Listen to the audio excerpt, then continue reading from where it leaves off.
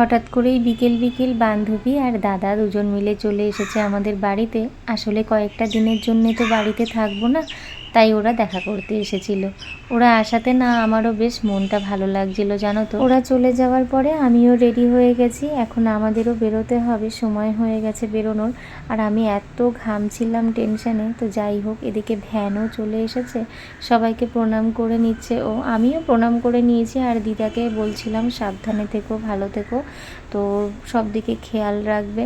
তো এদিকে আমার শাশুড়ি মা, শ্বশুরমশাই, দেওর সবাই তো বাড়িতেই রয়েছে, সবাই বললো দেখে শুনে রাখবে, চিন্তা করো না। চলে এসেছি স্টেশনে এসে দেখি গেট পড়ে আছে। আর এই ট্রেনে তো আমরা যাব না, এটা আপ ট্রেন। তো যাই হোক, এসে দেখি সোনাইও স্টেশনে বসে আছে, সাথে বাবাও রয়েছে।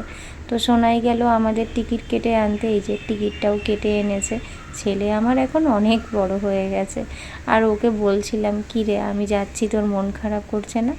তো ও বলছে, না আমার মন খারাপ করছে না, তোমরা যাও, কোনো টেনশন করো না, বরং তুমি না থাকলে ভালোই হবে। তো আমি আবার ওকে বলছিলাম, আমি না থাকলে তোর ভালো হবে? ওর পাপাও ওকে বোঝাচ্ছিল যে এটা ওটা করবি না, ঠিকঠাকভাবে থাকবি, ঠিকঠাক টাইমে খাবি। তো যতই হোক, এখন তো বড় হচ্ছে, তো সেটাতেও টেনশান, ছোট হলেও টেনশান। মানে মায়েদের সব কিছুতেই জ্বালা, বাচ্চা ছোট হলেও জ্বালা, বড় হলেও জ্বালা। তো যাই হোক, ট্রেনটাও চলে এলো। তো এখন আমাদের এই ট্রেনে করেই যেতে হবে শিয়ালদা। সোনাই এই যে দাঁড়িয়ে আছে, মানে ট্রেনে উঠে পড়েছি, তাও ছেলের দিক থেকে চোখ সরাতে পারছি না। আমার মনটা তো ভীষণ খারাপ লাগছিল। ওর কোনো ব্যাপার না, ও তো ছোট, ও অতটা বুঝতে পারছে না, তবে আমার ভীষণ মন খারাপ লাগছিল। তারপর আর কি, নিজেই নিজের মনকে বোঝাচ্ছিলাম যে মন খারাপ করে লাভ নেই, এখানে তো আর আমরা ঘুরতে যাচ্ছি না, যাচ্ছি একটা দরকারে। আসলে অনেক দিন আগে থেকেই ঠিক করা ছিল যে সোনাইয়ের পাপা ছুটিতে এলেই আমরা এখানে যাব।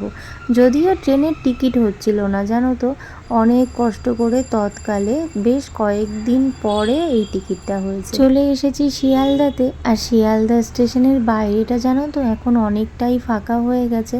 তো যাই হোক, উঠে পড়লাম ট্যাক্সিতে। এখন আমাদের যেতে হবে শালিমার স্টেশনে, ওখান থেকেই আমাদের রাতের ট্রেন রয়েছে।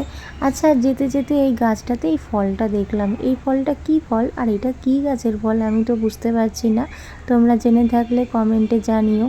আচ্ছা, তোমরা অনেকেই আমার পোস্টে জানতে চেয়েছো যে আমরা কোথায় যাচ্ছি, তোমাদের সাথে সেটা বলাই হয়নি যে কোথায় যাচ্ছি। আসলে আমরা দুজনেই যাচ্ছি এখন ডক্টর দেখাতে, বিশেষ করে সোনাইয়ের পাপার জন্য, আর আমারও একটু চেক আপ করাতে হবে। আমরা এখন যেখানে ডক্টর চেক আপের জন্য যাচ্ছি সেখানে কিন্তু সোনাইয়ের পাপা এর আগেও দুবার গেছে, একবার মাকে নিয়ে গেছে আর একবার বাবাকে নিয়ে গেছে। গেলবার যখন ছুটিতে এসেছিল তখন বাবাকে নিয়ে গেছিল, তো এবার আমরা দুজনে যাচ্ছি। তো যাই হোক, শালিমার স্টেশনে পৌঁছে গেছি, পৌঁছে বসে পড়েছি একটা জায়গাতে। এখন আমাদের রাতের ডিনারটা এখানেই করে নেব।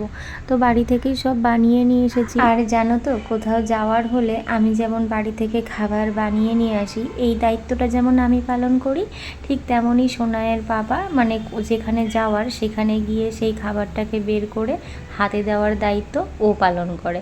তো ওটা আর আমি করি না, আমার বড্ড অলসতা লাগে। মানে আমি রান্না করতে পারবো, কিন্তু খাবার বাইরে বেরিয়ে দিতে গেলে আমার বড্ড বিরক্ত লাগে। তো ওর সাথে যতবারই বাইরে যাই ও এই কাজটা করে। রাতের ডিনার কমপ্লিট করে আমরা এখন যাচ্ছি 3 নম্বর প্ল্যাটফর্মে। আমরা তো ছিলাম 1 নম্বরে, আর আমাদের ট্রেনটা দিয়েছে 3 নম্বরে। এই যে ট্রেনটা দাঁড়িয়ে আছে, এই ট্রেনটাতে করেই আমরা যাব আমাদের গন্তব্যে।